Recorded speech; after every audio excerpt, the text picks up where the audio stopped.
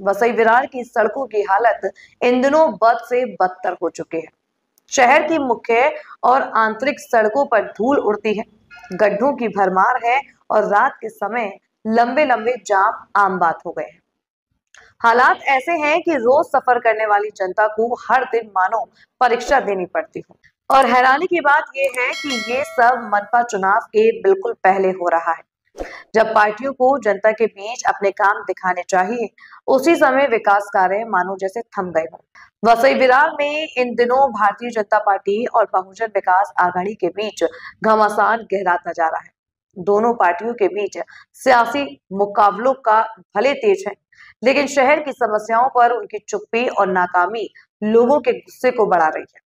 विपक्ष कई बार सड़कों की बदहाली के खिलाफ सड़क पर उतरा, लेकिन नतीजा शून्य। पक्ष कई जगहों पर सड़कों के उद्घाटन कर चुका है, लेकिन काम की रफ्तार कछुआ चाल से भी धीमी है। नतीजा गड्ढे वही, धूल वही, जाम वही। जनता के मन में सबसे बड़ा सवाल यही है, सड़कों की मरम्मत आखिर रुकी क्यों? क्या वजह हो सकती है?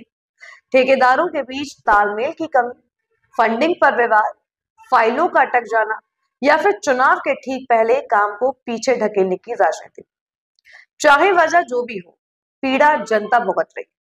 वसई विरार की जनता हर साल सुविधाओं के लिए टैक्स देती है, फिर भी सड़कों हालत ऐसी है। प्रश्न अब सीधा और दो टूक है, सड़कें दुरुस्त कब होंगी? जाम से कब निजात मिलेगी? कौन जिम्मेदार है, पक्ष या विपक्ष? जनता कब तक इन समस्याओं से जूझती रहेगी? विशेष बात यह है कि हर चुनाव में पार्टियां वादे करती है, मॉडल रोड दिखाती है, लेकिन जमीनी स्थिति इससे बिल्कुल उलट है। आने वाले मनपा चुनाव में एक चुनाव बेहद दिलचस्प होगा। जनता का सुझाव किसकी ओर जाएगा?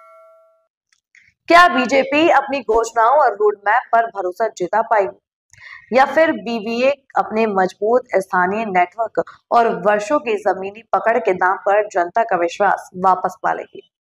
एक बात स्पष्ट है, इस बार चुनाव सड़कों पर ही लड़ा जाएगा, मंचों पर नहीं।